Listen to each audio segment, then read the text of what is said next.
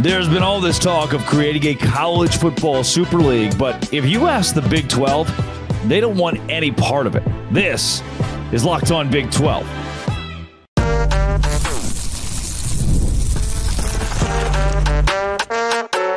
You are Locked On Big 12, your daily podcast on the Big 12 Conference, part of the Locked On Podcast Network, your team every day. Happy Monday, everybody. Welcome to Locked On Big 12. I'm Drake Toll from America's #1 Big 12 podcast, Locked On Big 12. Thanks for making it your first listen every single day. Let's go through how the Big 12 is denying a super league and how there's really no possibility that it happens, as well as BYU's head coaching search, of course, turning to Utah, and Mark Pope being gone is something that is okay. When it comes to the super league, this is an idea pitched by The Athletic, who did a lot of research and released an article a couple of weeks ago that says CST, a group of what I would call second-tier powerhouses in college football, those who don't actually make the decisions but are underneath those who actually push the buttons and the dominoes that make things fall and whatever. They want to do an 8-league, 80-team, 10-team per league regional thing, which is just this pipe dream, right? It's the best scenario of college football where everybody survives, and let's bring back Washington State and Oregon State into the fold, and let's make SMU a power team. There's relegation, and you can move up or down. Here's the crazy part. There's one thing that I've thought about, that I've racked my brain about the Super League, is that everybody talks about it, the possibility of, man, this could happen. This could save college football. Here is what's not going to work. I want to read this direct quote from the Athletics article. It says this in regards to the Super League and the Big 12 specifically, as well as the SEC and the Big 10, conferences that push the buttons, commissioners that push the buttons. Thus far, the group, CST, is struggling to gain traction with the schools that would play in their proposed Super League. Full stop right there. Oh, okay, that's probably not good. As everybody's talking about, oh, here we go. This is it. Finally, we're getting to the Super League part, and it's going to save the day. They're struggling for anyone to want to do this. The ACC Board of Directors heard a presentation from the group in February. However, and this is the best part of the whole article, however, direct quote, planned dinners with administrators from the Big 10, SEC, and us, the Big 12, all were called off. Spokespersons for the Big 10, the SEC, said Commissioners Petiti and Greg Sankey, respectively, have not met with Perna's group. It also says leagues have been hesitant and canceled meetings so as not to upset their current broadcast partners, including ESPN and Fox, according to one executive briefed on the commissioner's thoughts. So the first thing we unpack is the ACC was the one conference that was like, they looked around and Jim Phillips goes, well, I guess we're probably going to need to do a super league or we're not going to really exist anymore, so we could talk to them. That's the funniest thing is that the ACC is the only conference that was like, well, I guess we'll give it a shot. The Big 12, of course, said no, as well as the Big 10 and the SEC, the three major conferences now in college football as Florida State and Clemson are currently in the process of leaving the ACC.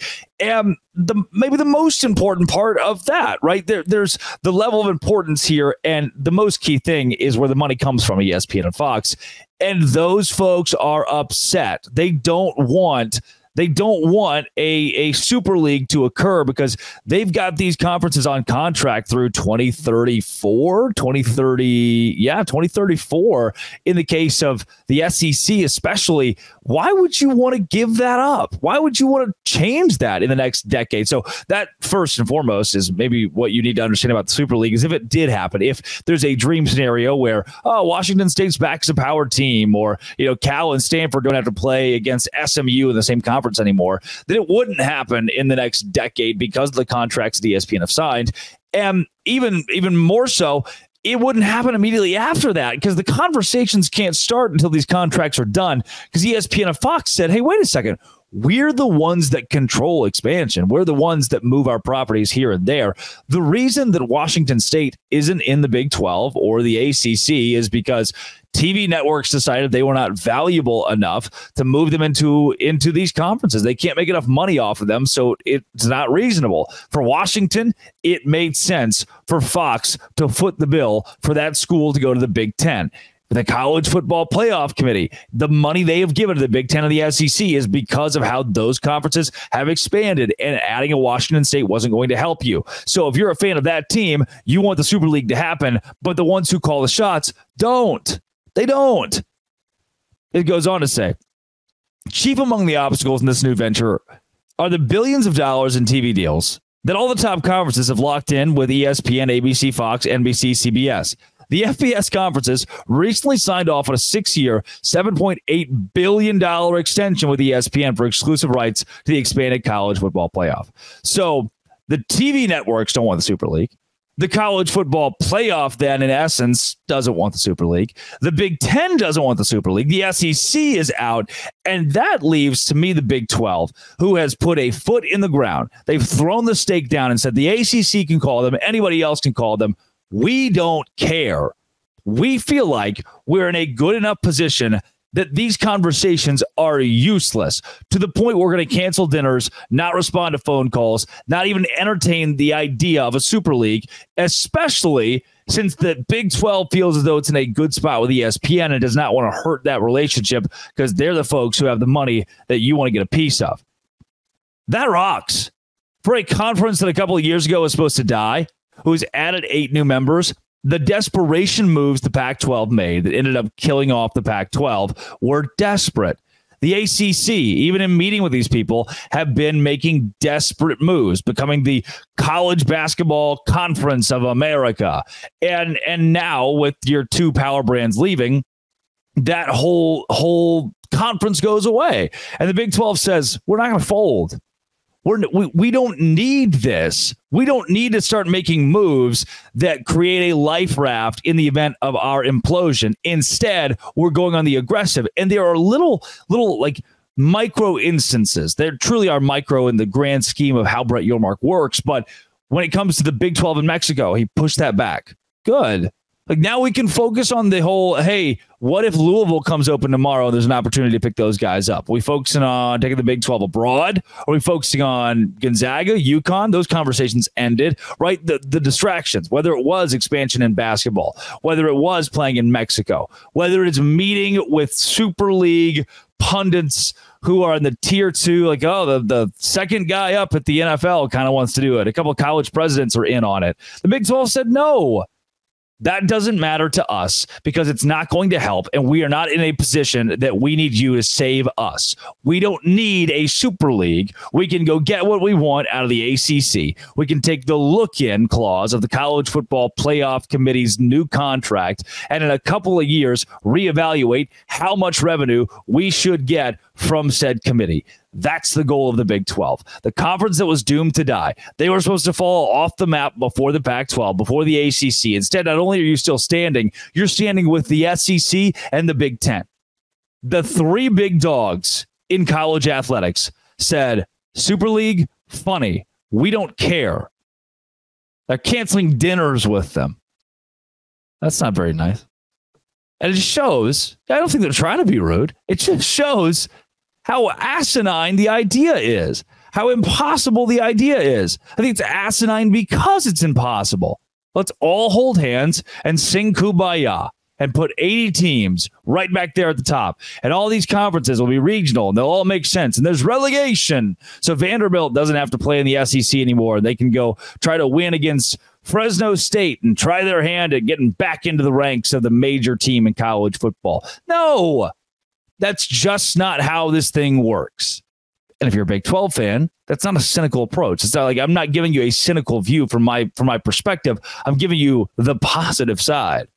The Big 12 still alive and in a damn good spot. Good enough to say Super League? No. Coming up, is BYU in a good spot? Might be knocking on the door for a Utah assistant to be the head coach. This is Locked On Big 12, part of the Locked On Podcast Network, your team every day.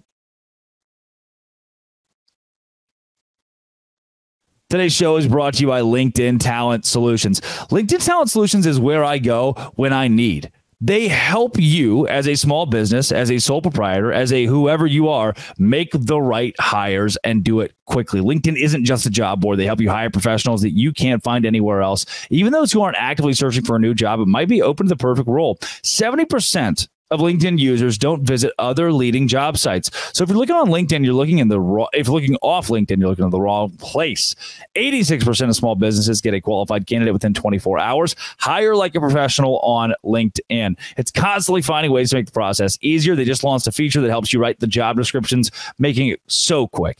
2.5 million small businesses use LinkedIn for hiring. Post your job for free at linkedin.com/lockedoncollege. linkedin.com/lockedoncollege to post your job for free. Keep in mind that terms and conditions do apply.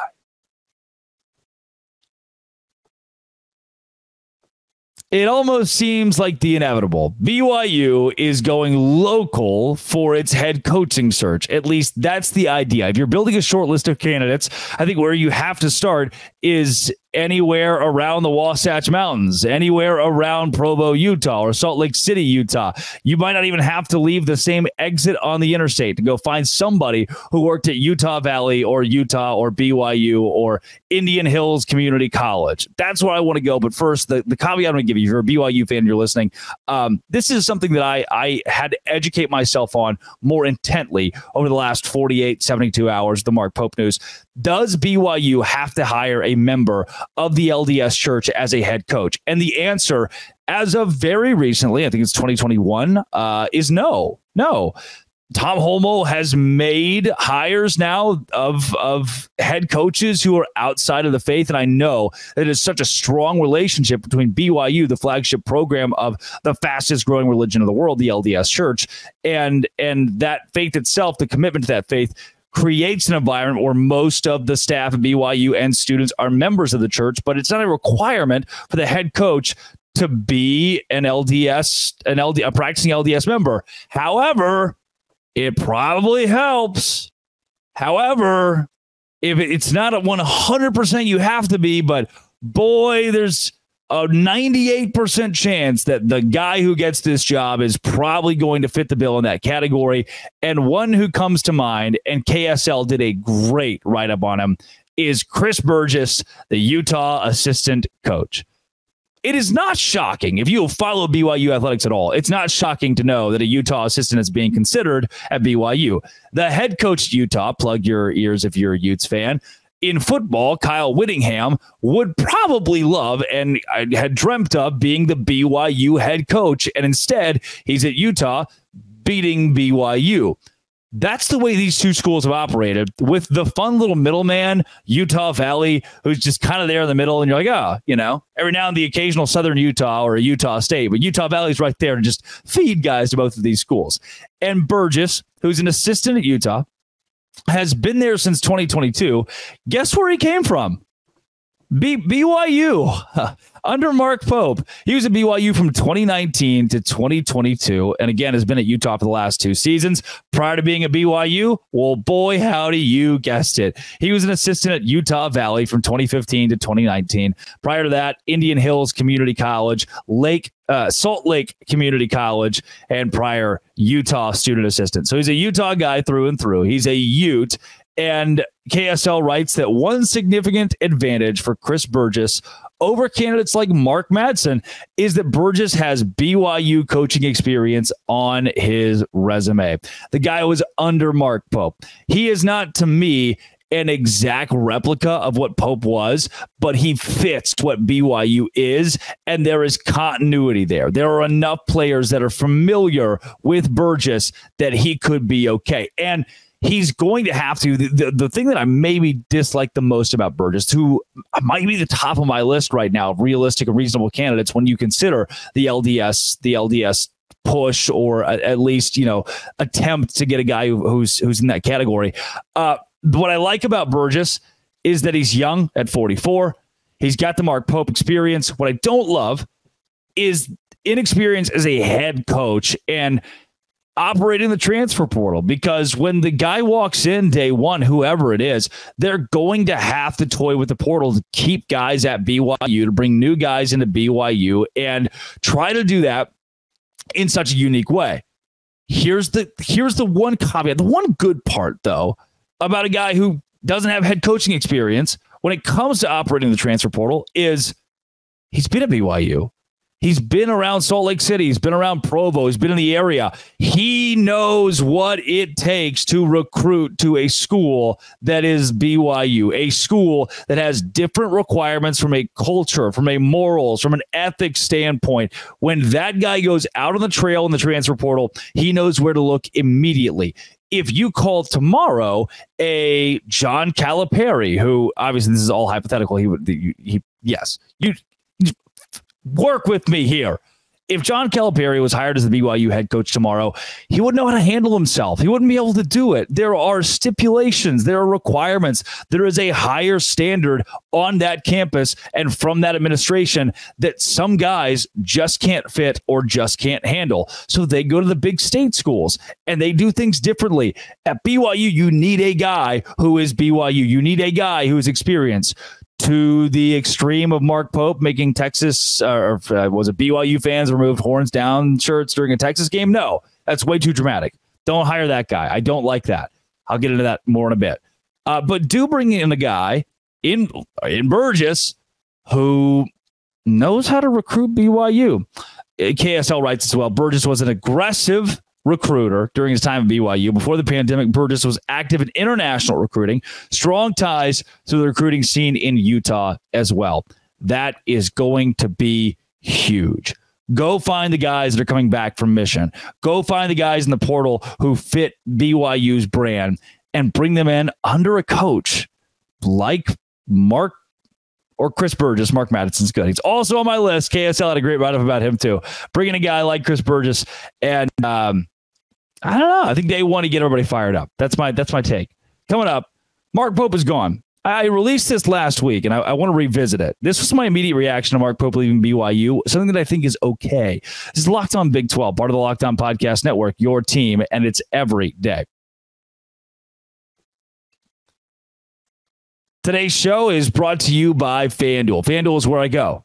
Like, oh, rent's coming up? Sweet. FanDuel exists. I can go and I can say, I think that Nick Castellanos is going to hit a home run because some weird stuff in the world's been happening, and then he does at plus 300, and I put $10 on it, I win $30. It's playoff time in the NBA and the NHL. Baseball is in full swing. FanDuel is your place to bet on every game. Right now, new customers get $150 in bonus bets guaranteed. It's $150 win or lose. Bet on everything from slap shots to home runs to slam dunks, all on an app that is safe, secure, easy to use. What are you waiting for? FanDuel.com/lockedon and make your first bet an automatic win. FanDuel is America's #1 sportsbook. Visit FanDuel.com/lockedon today. ESPN reports that Mark Pope is finalizing a 5-year deal to be the Kentucky head coach. This from Jeff Borzello and Pete Thamel. And maybe the first issue I have with this is the first line of the article says, after being turned down by multiple top-tier candidates, Kentucky is turning to one of its own as the school's next men's basketball coach. It dilutes who Mark Pope is and what he's done at BYU. Now, nobody expected what you got out of this last season for the Cougars. And I can guarantee you this, had Mark Pope not had the success that he had in 2024 at BYU, he would not be in the running, much less getting the Kentucky job. But maybe the first question I pose here for a guy that came to BYU in 2019 is, he's an alum, right? And this is a huge job that Scott Drew has turned down, and rumors that Dan Hurley has also turned it down, and Nate Oates. But is it home? You know, the guy has been from being an assistant at BYU to the head coach at Utah Valley to the head coach at BYU. He's done the whole Utah gamut. He is a native of Omaha, Nebraska. He's a guy that has spent a lot of time in the Midwest and out West. And really the only part of his life you can trace back to Kentucky is the time he was in college. And back then was a team captain on the 96 national championship team under Rick Pitino. It's not the same Kentucky he went to. Like, think about where you went to college, if you did, or even high school, and how different it is today than it was then. So I get, as an alum, you know, you want to wear the colors and coach your school, but to me, it's almost confusing that a guy who's fit the brand of BYU, who's fit the brand of Utah, which is one of the more eclectic states in the country, would leave. And maybe the reason I say that is, look back at the horns down T-shirts or body paint or whatever it was for BYU students this year at the Marriott Center.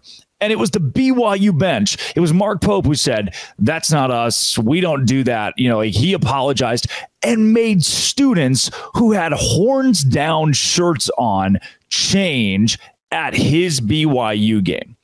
Even Texas, their head coach, Rodney Terry, who has been known for being soft, comes out in the press conference and says, we didn't ask for that.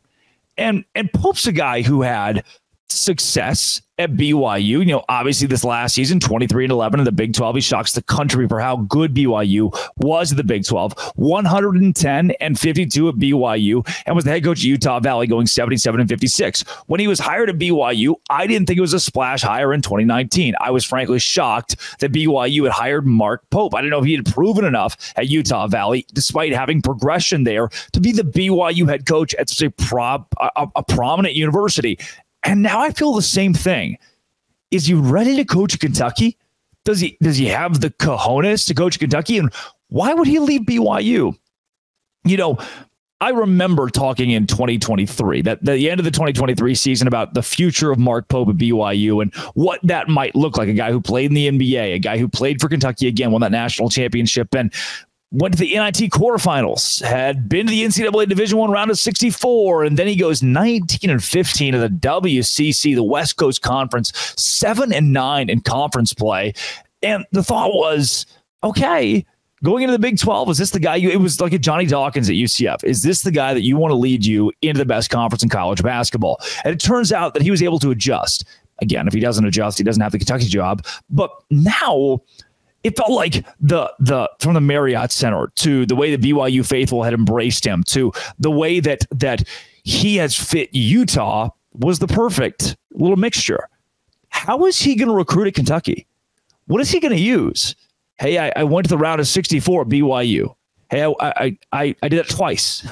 Hey, I went to the NIT quarterfinals. You know, I played at Kentucky, but that was, 96, 30 years ago. I went to the CBI semifinals with Utah Valley. What is he going to use at Kentucky that says, I'm a basketball coach who's proven myself? I don't think there's much. If I'm a Kentucky fan, buddy, I'm worried. Did you just get a new Tubby Smith? Did you just reload on some Tubby Smith action? If you're a BYU fan, he's the guy that fit the culture. He's the guy that fit to an extreme, to the furthest extreme of having kids cover up horns down as not to look crass. That doesn't fly at Kentucky. Going to the round of 64 doesn't fly. You just hired a coach who's sure he has Kentucky acumen, which a lot of people have played for Kentucky between 1996 and 2024, the Rick Pitino era to now. Sure, he has that acumen, but enough to warrant the job?